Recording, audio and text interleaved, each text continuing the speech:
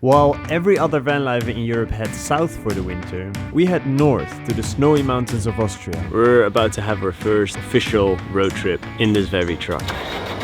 This is our direction.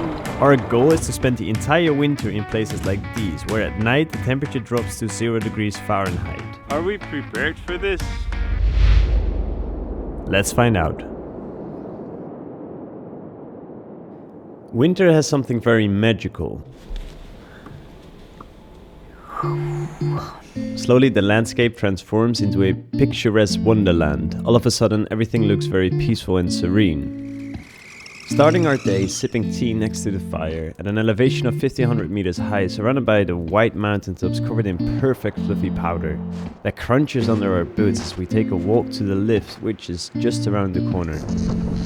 After we're done shredding for the day, we return to our warm and cozy homestead just as we left it. That was sort of our romanticized idea of what winter van life would be like. But as you will later find out, little did we know. Van life is just not packing for the winter. Before Nicole and I met, Nicole already spent an entire winter season in a Fiat Ducato with a friend. It was so uncomfortable that you didn't want to stay a full day inside, so we chose to be pretty much on the slope every day. I think that was the biggest learning, to make it comfortable enough to want to spend more time inside your van. I think the previous experience was helpful because if you don't know, you just don't know. It's hard to imagine how harsh winter can be if you're just living in a house, I would say. So learning from Nicole's experience, here's what we did to prepare. We insulated our van with 6cm rock wool and climate foil on the sides, and 5cm hard foam boards on the floor. All our windows are double glazed. We installed a strong Eberspacher D4 diesel heater which blows hot air in the living room, the kitchen and the bathroom. We installed a cubic mini grizzly stove as a second heating solution. We installed the water tank and the batteries inside to prevent freezing. We bought this anti-freeze liquid to prevent the grey water tank from freezing, which later you'll find out didn't really work. We installed a Nest thermostat to regulate climate inside and to be able to monitor temperatures from everywhere and make adjustments if needed. So, how did our preparation hold up?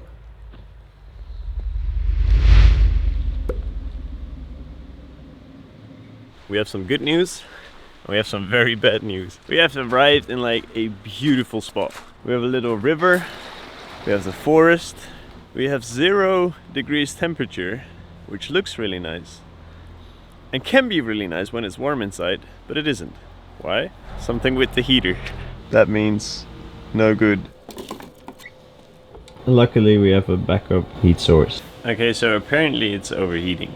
Nicole's having a bit of a rough time. Fixing the whole time and trying to make it work, then I start to doubt whether we really built for the winter. But we're not giving up. We just started. We had our first breakdown. And it was black smoke coming out of the exhaust. The motor make this tuck tuck tuck tuck tuck sounds. I wish I knew a little bit more about cars to know how big of a deal this is. But I lost power, there was black smoke. So yeah, breakdown.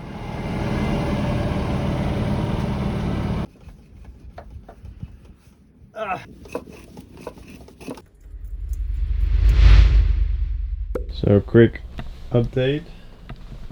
The diesel heater is broken and our water is frozen. I think we've tested the limit, which is this. If you're interested in a full account of our breakdowns, Nicole and I started a podcast which you can find in the description below. Here is sort of a short cinematic version of what happened to us last week. You wake up feeling cold, only to discover your diesel heater is not working for some reason. You now have to make a fire to prevent freezing. Fucking sucks that everything is frozen itself. It sucks that you don't have running water. It sucks to be cold the whole time. You would like some hot tea, but the water system is frozen because of last night's extreme temperatures. So that leaves with no other option than to drive down the mountain. And if this wasn't shitty enough already, while driving down, our brakes were set on fire. Yes, we are standing here a little bit, huh? Yeah. And then there's the emotional side of things. It's not like summer where you park your van next to all the other vans and hang out together. No, there are not that many that live in a van in winter. And when you meet the occasional winter van lifer, it's not like he's sitting in the door opening of his van, ready for a chat. It can be pretty lonely. It's like when James said in The End of the Fucking World. That was the day I learned that silence can be really loud.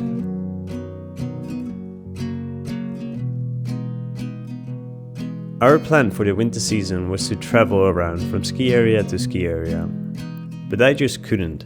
There's nothing like Midwest Christmas. It's a fairy tale, hard to believe. I missed having people around, and I missed a sense of growth. And my romanticized idea of snowboarding day in, day out wasn't as fulfilling as I thought it would be. After admitting the fact that I just wasn't happy, and after some painful yet honest conversations, we decided to change our plan. Slightly. Now, throughout the week, we're parked next to the city Innsbruck, where we sort of have our base, and where I can be part of a filmmaking community, and where Nicole can join yoga and acro courses. What's up? We still shred in the weekends though, and we're still very much van living, but now in a way that we can both fully enjoy this winter season, which can be, man, it's truly magical indeed. It's pretty cool to have the snow. This is what we wanted.